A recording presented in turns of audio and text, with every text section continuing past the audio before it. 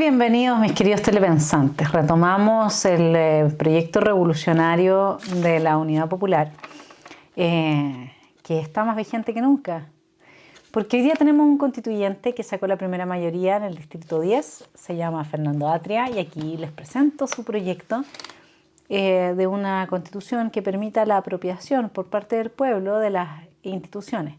Y en la misma posición de Atria están todos los constituyentes que quieren que los temas se diriman a través de plebiscitos, de instancias de democracia directa, que normalmente esta gente empieza a hacer de forma sistemática, de modo tal que las grandes mayorías cansadas de la política no participan unas pequeñas minorías que terminan imponiendo el sistema totalitario a todos los demás, y ellos cuentan con eso.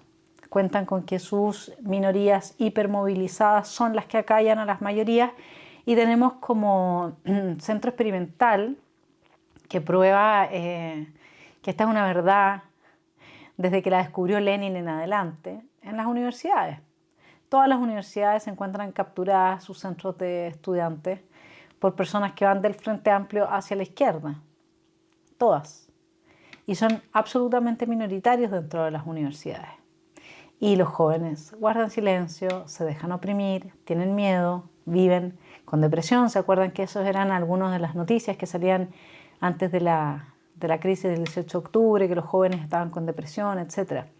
Bueno, la depresión en parte está generada por eso, porque no hay libertad de expresión, porque las instituciones al interior de las universidades no funcionan, y lo mismo pasa a nivel país hoy día. Entonces, cuando Atria propone, digamos, una constitución con una alta participación del pueblo que él sabe que se reduce a pequeñas minorías que son las movilizadas, mientras que la gran apatía de la gente, a la gente no le interesa la política, la gente quisiera tener su vida tranquilo, su trabajo, su tema, y no les interesa la política. Entonces ellos cuentan con eso. Bueno, dice Atria, probablemente Salvador Allende fue el más explícito respecto de esta apropiación de las instituciones del pueblo bajo la Constitución. Él sostuvo en su informe al Pleno Nacional del Partido Socialista en Algarrobo en 1972 que, lo cita, las instituciones no son un ente abstracto. La institucionalidad responde a la fuerza social que le da vida.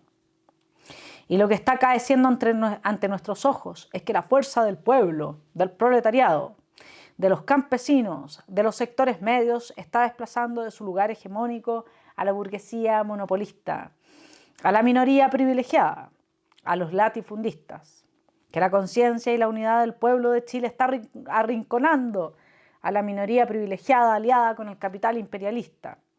La institucionalidad vigente responde a la fuerza social que le da vida, no a abstracciones metafísicas. Hoy, cuando en la moneda están los trabajadores organizados, el gobierno responde a los intereses de estos y no a los monopolistas e imperialistas. Mañana, si los representantes de los trabajadores merecen el respaldo del pueblo y éste les confía la mayoría en el Congreso legislará en provecho de las grandes mayorías de Chile y no de los intereses de las minorías, para transformar el régimen institucional y adecuarlo a las necesidades de una sociedad que camina hacia el socialismo. Ya, pues. Aquí quiero responder a una persona que tengo gran aprecio y que considera que Allende fue un gran estadista. Veamos la embarrada que tenía en Chile desde el 9 de octubre del 72 en adelante el compañero. 9 de octubre, un paro indefinido iniciaron a las 0 horas de hoy los miembros de la Confederación de Dueños de Camiones de O'Higgins a Malleco, para protestar porque las autoridades pertinentes no han resuelto los problemas que afectan a los transportistas de Aysén y de todo el gremio en el país. León Vilarín, presidente de la Confederación, había explicado con anterioridad que la suspensión de actividades comprometerá a unos 12.000 camioneros. Los demás gremios de la locomoción, que forman parte de la Confederación Nacional del Transporte, no participan del movimiento. El paro sobrepasa la defensa de los transportistas para luchar por los derechos de toda la actividad privada. La protesta se dirige sobre todo contra el proyecto aprobado por el Instituto Corfo Aysén de crear una empresa estatal que concentraría los transportes terrestres, marítimos y aéreos de esa provincia, lo que constituye en realidad un plan para liquidar a todos los medios de transporte de iniciativa privada, y es una especie aplanadora que empezaría en Aysén y terminaría en Arica. a los mega ricos de este país, perder 5.000 millones de dólares, me imagino que algo tiene que haberles molestado, digamos, entre perderlos y tenerlos es mejor tenerlos. Pero no les cambia mucho la vida, ¿no? A los 600.000 desempleados que dejó el 18 de octubre, porque les quemaron el trabajo de toda su vida, a ellos sí les cambia la vida. Y a todos los camioneros que en su minuto iniciaron una posibilidad de paro, producto de lo sucedido en la macrozona sur con su gente, yo les recomendé seguir con el paro. Porque si en ese momento hubieran seguido, tenían la fuerza para evitar llegar a esto.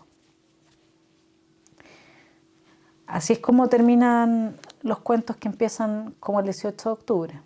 No nos equivoquemos. 10 de octubre del 72. Centenares de miles de chilenos marcharon desde los 4 puntos cardinales de Santiago para lograr la más impresionante manifestación de repudio a la política de un gobierno registrada en el país. Entre los motes esgrimidos por la muchedumbre destacaba el cartel del Centro de Madres ex Chabús y de Allende. El gobierno nos quitó lo que tanto nos costó, el pan para nuestros hijos. 10 de octubre, por orden de la Intendencia de Santiago, Investigaciones detuvo a los 4 dirigentes máximos de la Confederación Nacional de Dueños de Camiones, organismo que decretó un paro indefinido. León Vilarín, Guillermo Satt, Jorge Álvarez Agüero y Eduardo López habrían, según el intendente, infringido la Ley de Seguridad Interior del Estado. Fantástico. Esos son ellos que no quieren leyes ni siquiera antibarricadas, después cuando otros gremios hacen un paro se llevan presos a los dirigentes. 11 de octubre, la ministra del Trabajo Mireya Baltra denunció: el Frente de Trabajadores Revolucionarios, filial del MIR, intentó volar el edificio de los trabajadores al colocar bombas de amon-gelatina y cartuchos de dinamita.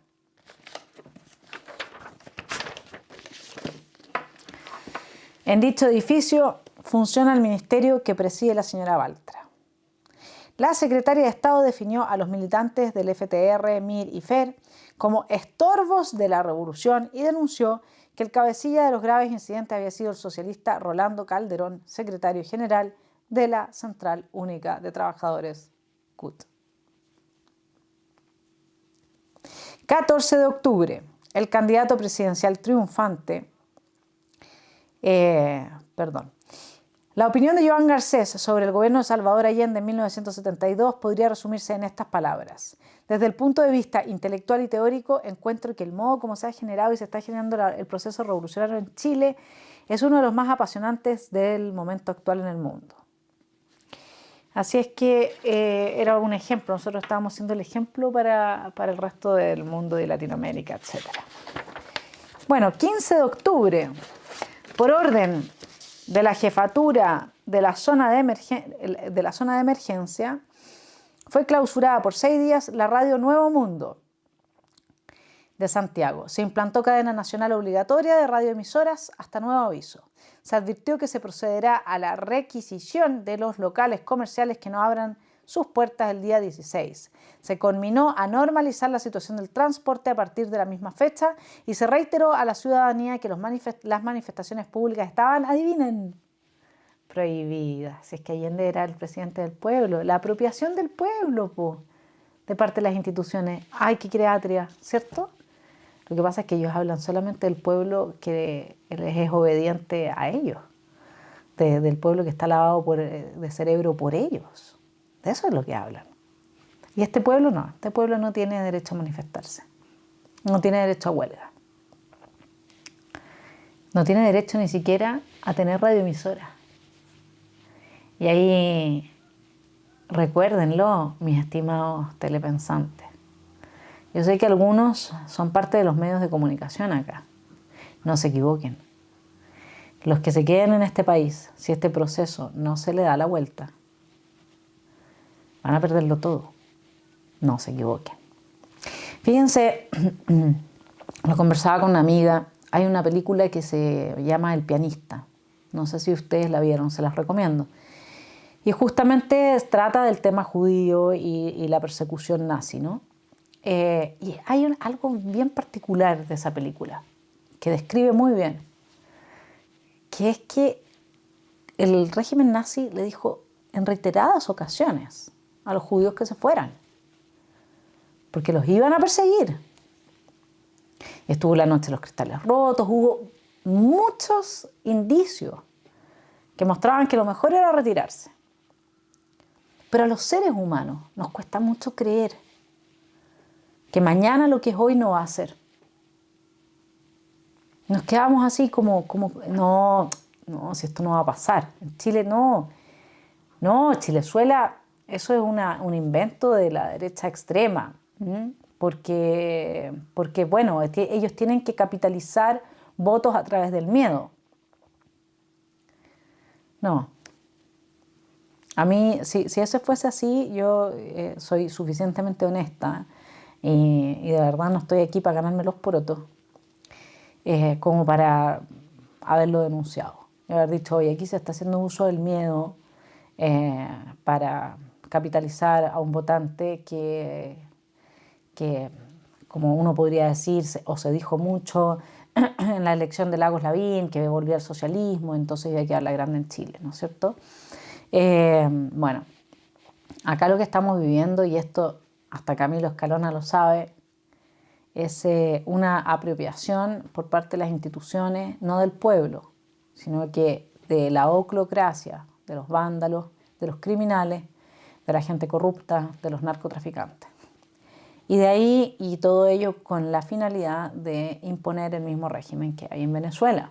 Eso es así. Se ha dicho hasta el cansancio, es que a uno se lo dicen en la cara, no tiene ni siquiera que decirlo la gente de derecha, que todavía tiene principios. Lo dice Maduro, lo dicen los mismos miembros de las movilizaciones sociales. Lo dijo Girardi, se va a acabar la propiedad privada. Pero no lo creen, hasta que no están en esto. El Consejo, 16 de octubre, el Consejo Provincial Bancario de Santiago decretó paralización total de actividades para el día 17 porque, comillas, el atropello a la Constitución y a la ley por parte de las autoridades se mantiene vigente en nuestro país, en un sostenido intento de implantar un sistema totalitario de gobierno. Simultáneamente se plegaron al movimiento huelguístico los ingenieros municipales de Santiago, médicos, trabajadores y académicos de la Universidad de Chile. Académicos de la Universidad de Chile. Imagínense cómo estaba de mal la cosa. O sea, podríamos decir que toda la lista del apruebo, en un caso así, ya sería extrema derecha, en lo que la lista del apruebo hoy día considera que es extrema derecha. Estudiantes secundarios, dentistas, marinos, mercantes, etc. A través del canal 13 de televisión, Ignacio Palma, presidente del Senado a nombre de la Confederación Democrática, habló para denunciar por qué Chile había llegado a esta crisis. Dijo, entre otras cosas, abre la cita, tras cada protesta el país ha escuchado la palabra anestesiante del presidente de la República reiterando su decisión de respetar el régimen de derecho y las libertades públicas. Los hechos, sin embargo, han contradicho permanentemente esas palabras, habiendo quedado de manifiesto la existencia de una política de dos caras que ha constituido un engaño a todos los chilenos. Les digo cuál es el germen de la política de dos caras. Vamos a asegurar derechos sociales en medio de una pandemia y de una crisis económica del tamaño de la crisis del 30. ¿Con qué plata? Con los 35.000 millones de dólares que tienen las 10 familias más ricas en este país. No sé si eran 10 o 5, pero ya. Supongamos 70.000, si me estuviera equivocando. Vamos a asegurar derechos sociales. Los 70.000 millones de dólares que gasta el Estado de Chile hoy día, los gasta, en parte se despilfarran, evidentemente. Pero acá la mentalidad neoliberal de la izquierda, y con esto me refiero a neoliberal, para mí es aquel que cree que todo lo resuelve con plata. Es simplemente eso, es traer más recursos y decir, bueno, yo voy a resolver todo con plata. Es que no hay, para una mejor salud no hay suficientes médicos, entonces necesitamos capital humano también. Y los médicos que están saliendo hoy día de las universidades no son buenos, porque la formación ya no es buena, porque un profesor no puede reprobar a un estudiante. Entonces, nosotros vemos acá como esa política de doble estándar, ¿no? Sí, vamos a asegurar derechos sociales, ¿y de dónde vas a hacer? ¿Cómo lo vas a hacer? ¿A quién le vas a sacar la plata? Asegúranos mejor que seamos todos accionistas de Codelco. ¿Te parece? Quítale el poder a los sindicatos, bájale los sueldos a los presidentes de los sindicatos y todos los beneficios que tienen incomparablemente en relación al mercado, la gente que trabaja ahí, y darle a los chilenos una participación en las empresas que generan utilidades, las empresas estatales que generan utilidades. Suprime las empresas que no las generan porque nos cuestan plata a nosotros, eso es injusto. Empecemos por ahí, diría yo, ¿no? Pero no le saques a Codelco, te quedes tú con un pedazo de la torta y le traspases un par de migajas al ciudadano. Hagámoslo directo. Así como las FP nos devolvieron el 10%, que Codelco nos deposite a final de año o mes a mes. Eso sería una buena idea. ¿Por qué no la proponen los constituyentes de derecha? ¿Por qué no marcan una cancha? Están todo el rato a la defensiva. Y hablando de que hay que garantizar los derechos sociales. ¿Cómo los van a garantizar? ¿A costa de quién? ¿De dónde van a sacar esos recursos? Política de doble estándar. Mientras la totalidad de los sindicatos de dueños de camiones acordaban continuar el paro de transportistas en forma indefinida y mantener su memorándum de 7 puntos inalterable, el dirigente León Villarín, luego de declarar ante la Corte de Apelaciones, enfatizó a la prensa: el paro continuará hasta las últimas consecuencias. Eso era tener pantalones. El secretario general del Partido Comunista, Luis Corbalán, advirtió al país que, abre la cita, está en marcha un golpe de Estado de carácter civil, como el que logró derrocar a Ibáñez en 1931. Al país no lo paran los parásitos, vociferó el dirigente del MAPU, Pedro Correa. El Colegio de Abogados pidió al gobierno que destierre prácticas y criterios extraños cuya aplicación nos ha puesto al borde del caos social. En las últimas horas del día, el Ministerio del Interior optó por querellarse contra la Sociedad de Fomento Fabril, los dirigentes máximos de los taxistas, los líderes sindicales de dueños de camiones y de la compañía manufacturera de papeles y cartones y el Mercurio. No se salva nadie, mis queridos telepensantes. Tarde o temprano vienen por uno. 17 de octubre. Pesimista se mostró el presidente Allende en el acto de constitución de los consejos de administración de las empresas del cobre, Andina Exótica y El Teniente. Miren el balance de este gran estadista, de este hombre al que hay que reconocerle que está muy por encima de los políticos actuales. Abre la cita. No tenemos ni $1, ni raspando la olla. Cierra la cita. 18 de octubre. Los máximos dirigentes del comercio, Rafael Cumcille, Jorge Martínez, Guillermo Elton y Francisco Nicolini, ingresaron a la cárcel pública en calidad de detenidos por presunta infracción a la Ley de Seguridad Interior del Estado. Mientras tanto, pilotos de LAN Chile, agrupaciones de asentados y trabajadores campesinos, asociaciones de ahorro y préstamos, empleados y obreros de la Compañía de Acero del Pacífico, ingenieros forestales y otros, adivinen, se plegaron al paro. 20 de octubre, el presidente Allende, ante la logia Mosaico 125 en el templo número 8 de la Masonería, definió el caos actual del país como el minuto de Chile, haciendo luego suya la frase que Aguirre Cerda pronunciara en 1939: solo saldré de la moneda en un pijama de madera.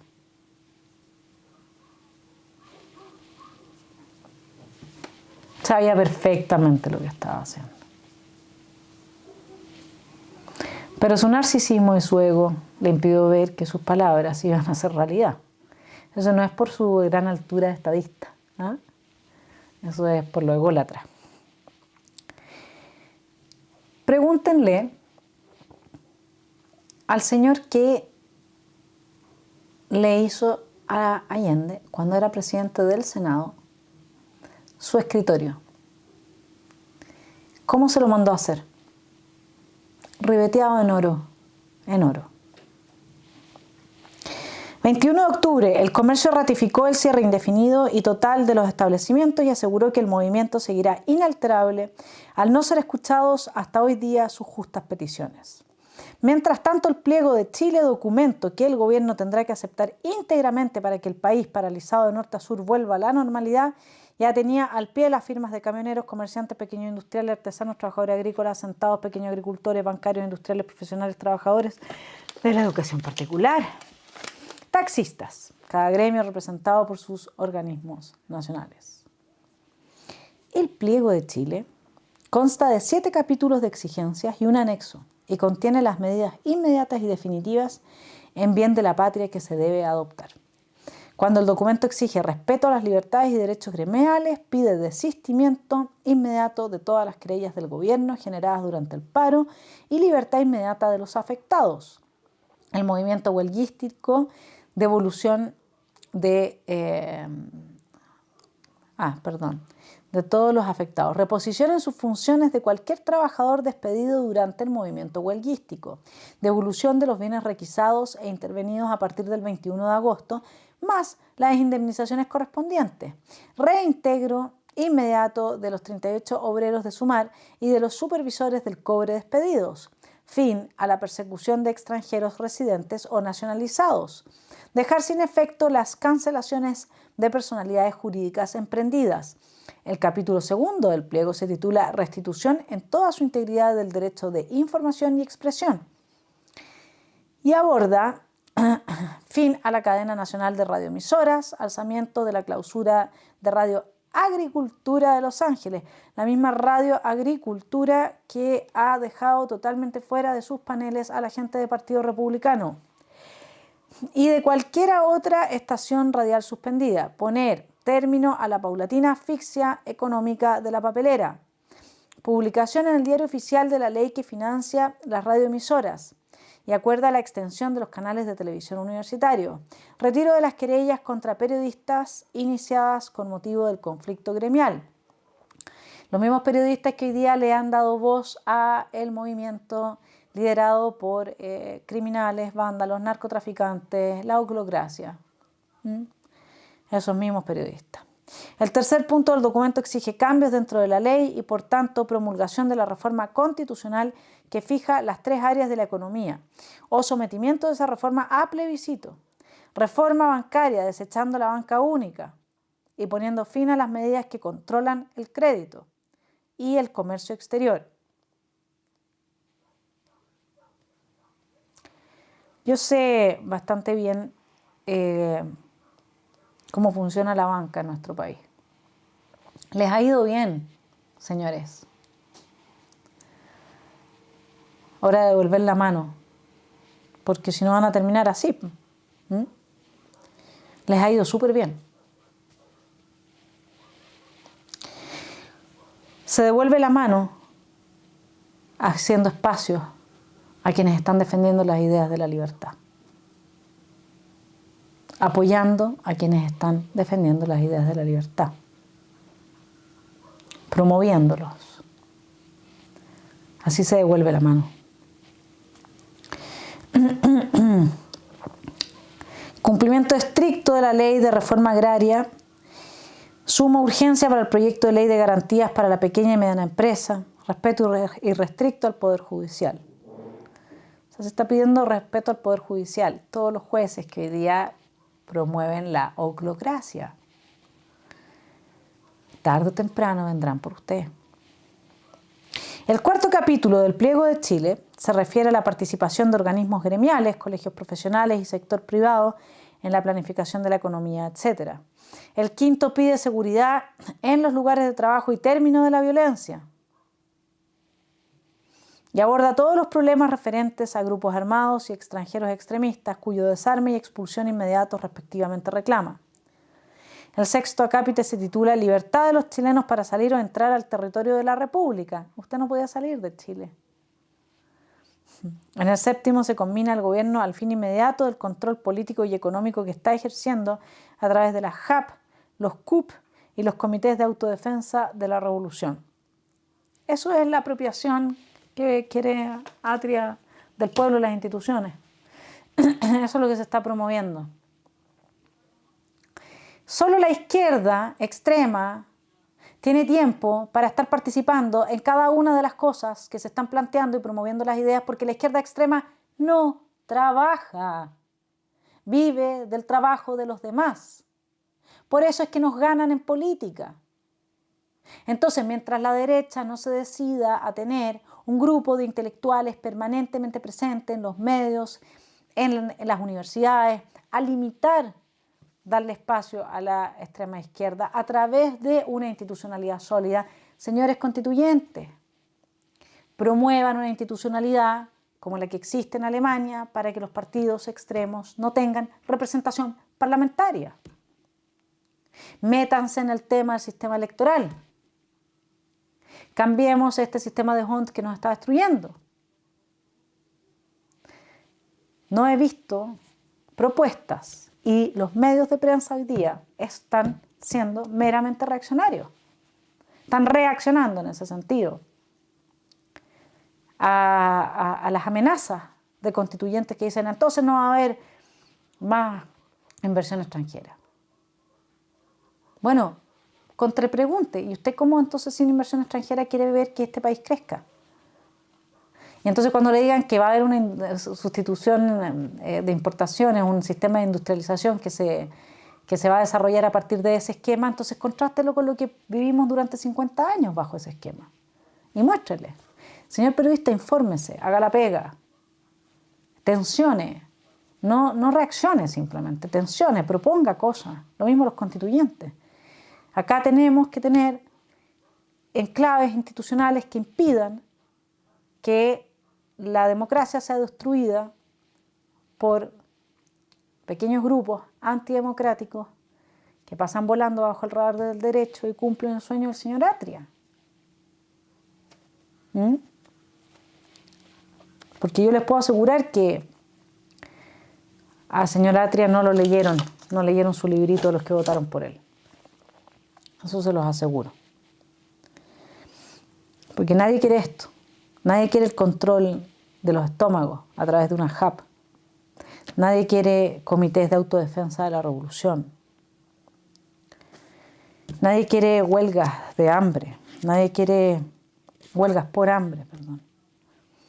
Entonces, ¿sabes qué? Hay que reaccionar.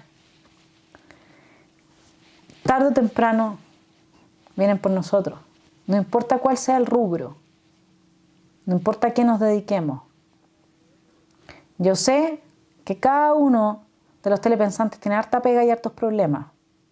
Yo sé que no todos pueden estar permanentemente en la política. Pero también sé que desde la derecha no se ha abierto espacio a quienes realmente tienen talento y quienes en la derecha y siendo derecha son intelectuales y podrían dar la pelea en los espacios de la esfera pública. Necesitamos más meritocracia en la derecha porque no se puede defender un modelo cuya ancla valórica ha sido resquebrajada por la corruptela y por el compadrajo. Así es que eso, los dejo pensando el fin de semana. Que estén muy bien y seguiremos, gracias a mis Patreon y su gran apoyo, volviendo al pasado. Porque como dice Hannah Arendt, solo el pasado puede iluminar el presente y el futuro, haciendo de nuestras experiencias pasadas la sabiduría para tomar decisiones hoy.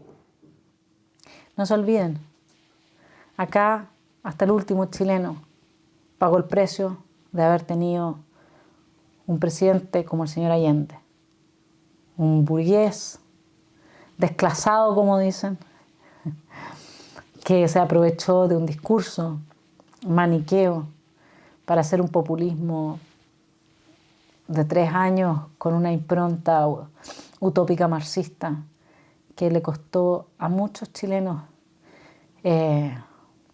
una infancia buena, la posibilidad de educarse, la posibilidad de sanarse de enfermedades. Allende es un criminal.